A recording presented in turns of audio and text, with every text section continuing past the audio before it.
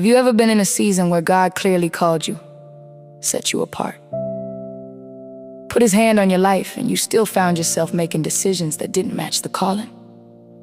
Anyways, welcome to Trap Bible Stories. So I'm reading my Bible, right? And in Judges 13-16, God snapped when Samson was out here with a city girl. But let me rewind, because wasn't he a soldier for the Lord? But y'all, Samson's story didn't start with Delilah. Nah, it starts with his parents. Y'all, his parents couldn't have no kids, but one day, an angel just popped up on his mama like, "Hey, God about to give you a son." Pause. Don't this sound familiar? Anyways, he was like, "This ain't just any baby. God will set him apart from the womb and he will deliver Israel." So y'all, he starts giving her rules. He was like, first of all, no wine, no strong alcohol, no Tito's and Casamigos. Don't touch anything unclean and don't ever cut his hair. Y'all, his mama was like, "Don't cut his hair." The angel was like, "You heard me." So y'all, she ran and told her husband. She was like, "Babe, a man of God just appeared to me. We about to have a baby." The husband was like, "Hold on, what?" So y'all, she repeats what the angel said.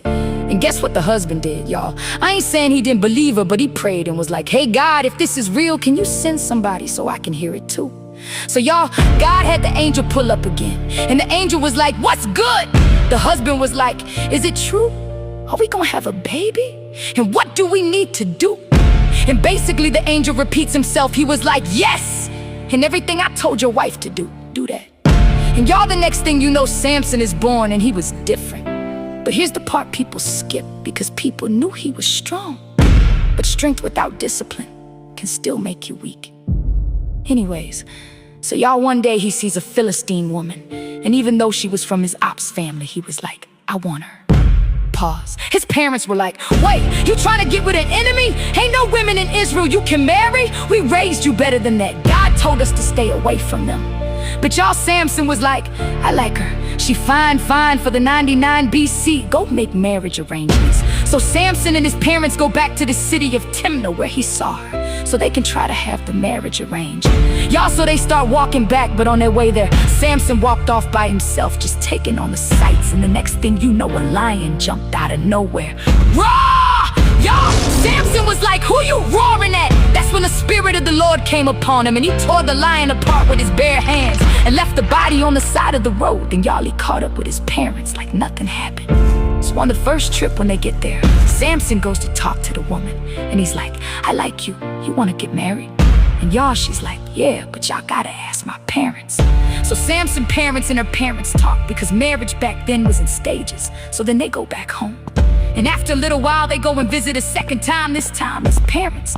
And her parents figure out how to arrange the marriage, because you had to pay to marry a person's daughter. So Samson's parents discussed what they'd pay, and everything was good. And so they head back home. On the way back, Samson walks away from his parents again to go look at the lion he killed on the first trip. When he found the lion, he saw that bees had created a honeycomb inside of its body. So y'all know what Samson did. Y'all, he grabbed honey from the hive and ate it, and then brought some back and gave it to his parents like he picked it up from Costco.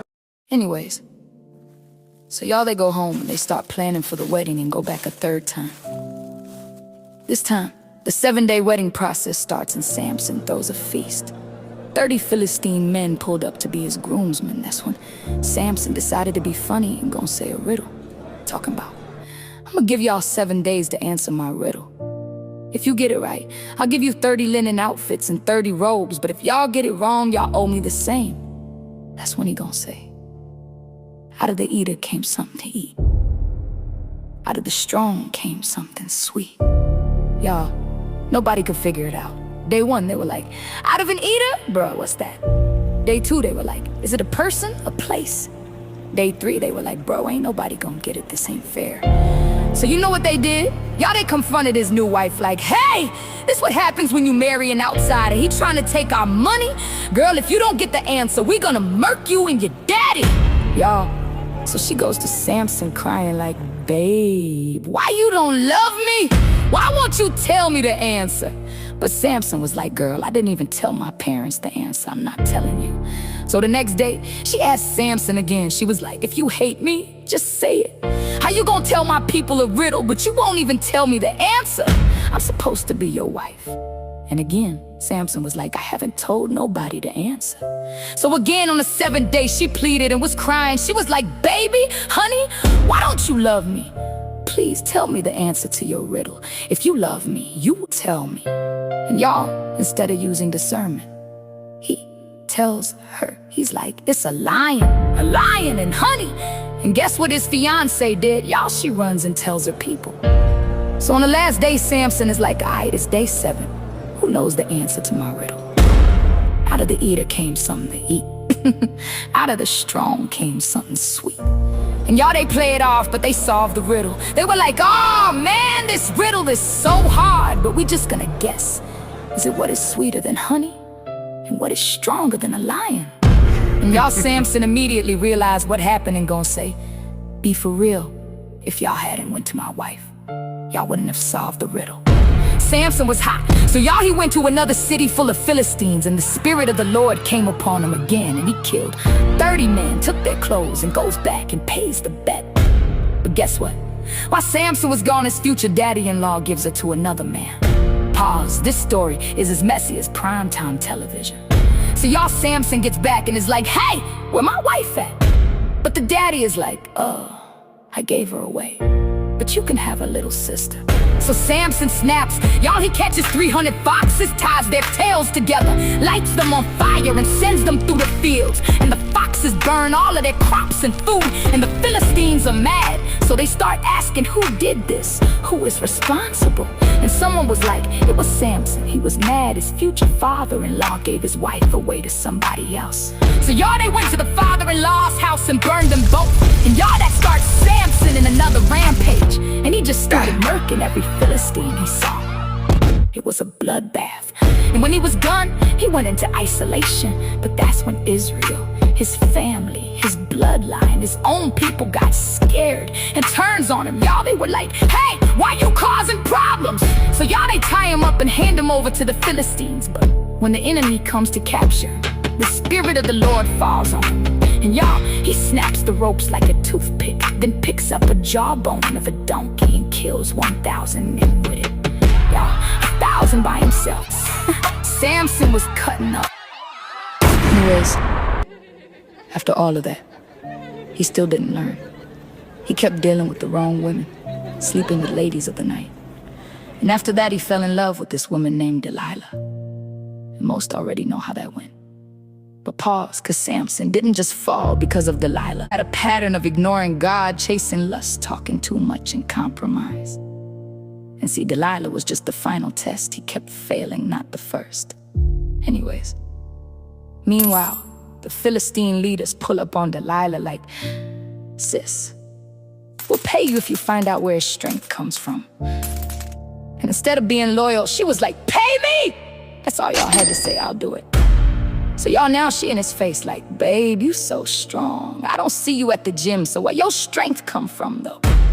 So Samson gonna say, if I were tied by 7 fresh bowstrings that were never dried, then I'll be like everybody else.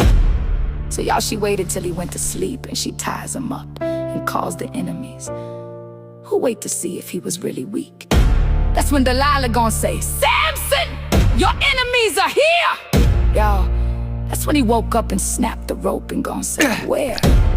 That's when Delilah gonna say, I'm just playing, babe. But y'all, she wasn't just playing. They was really hiding in a room waiting on him. But the second he snapped those ropes, they retreated. So y'all, Delilah tried a second time. She was like, babe, why you always making fun of me? You supposed to be a man of God, but you told me a lie. Where does your strength come from? So y'all, Samson lied again. He was like, if someone ties me with ropes nobody used before, then I'll be weaker than a 2-day-old open canned soda. So y'all, she waited again till he went to sleep, and she ties him up with new rope and she calls the enemies. That's when Delilah gonna say again, Samson, your enemies are here! And just like before, Samson breaks free. So Delilah tries a third time. She was like, babe, why do you hate me? All you do is make fun of me. What makes you weak? Why won't you tell me? So Samson was like, you really want to know? She was like, yes. So Samson gonna say, braid my hair. If you put my hair in 7 braids, then pin it and I'll be weak. So y'all, just like last time, she waited again till he went to sleep, and she braids and pins his hair and calls the enemies. That's when Delilah gonna say again, Samson, your enemies are here! Y'all, at this point I'm like, sir, you don't see the pattern. But Charlie wakes up and pulls his hair loose, and he's like, if they in here, they about to see their ancestors. But y'all, that's when she hits him with tears. She was like, you don't love me, you keep lying to me, and you keep making fun of me. If this is love, I don't want it. And y'all, instead of seeing the pattern, he folds. What she said made him sad. And because he loved her, he tells her, he's like, all right, it's my hair, God said, don't cut it, so if it's cut, I'll lose all my strength. And then he falls asleep on her lap. And like normal, she signals the Philistines who were waiting and tells them to cut his hair all off. And she starts pushing him, and nothing. So she yells, babe, the Philistines are here. And y'all, Samson woke up talking about, babe, that's light work, I'll murk them like I always do. But y'all, he didn't realize the Spirit of the Lord had left him. And that's when the Philistines jumped him. And he tried to fight back, but Samson was too weak. Y'all, they captured him, chained him, and took out his eyes. The man who couldn't be stopped was now blind, bound with bronze chains and thrown in jail, where he worked and worked, grinding grain in prison. But y'all, Samson's hair started growing back. See, time had started to pass, and his enemies thought just because he was weak in one season that God couldn't restore him in the next. And one day, they got arrogant. They brought him out to entertain themselves and mock him and God. They were like, our God defeated Samson. People were laughing. People were calling him weak. People were mocking him. But that's when Samson asked a young boy to guide him, to put him in between 2 pillars holding everything up. That's when Samson finally does what he should have been doing. He prays. He's like, God, remember me just one more time. Give me your strength. And y'all, the Spirit of the Lord came upon him, and he pushes, and the crowd pauses. He pushes, and the pillars start to move. He pushes again, and just like that, the whole place came tumbling down. And y'all, he died. But he took thousands of enemies with him, killing more people in his death than he killed in his life. Moral number 1, you can have a calling and lose it due to lack of discipline. Because Samson didn't lose external battles, he lost internal battles tied to his eye and his flesh. Moral number 2, patterns don't lie. If you keep making the same type of decisions with the same type of people, don't be surprised when you lose your promise given to you at birth. Moral number 3, don't be a man that ignores God because of feelings. Lust isn't worth your covenant. And dear Delilah, stop manipulating men out of their purpose. Now go read it for yourself. I want to know what you learned. Judges 13 through 16. This is Trap Bible Stories with Tam Watts. Want to take Trap Bible Stories home? Go deeper with the Trap Bible Stories. Volume 1 and Volume 2 book available on Amazon. Get the audio experience at trapbiblestories.supercast.com. Like, share, and follow for more. We learned the scripture, mama, we made it. Been reading the Bible, Genesis to Revelations. These Bible stories painting the glory. God get the glory from every story.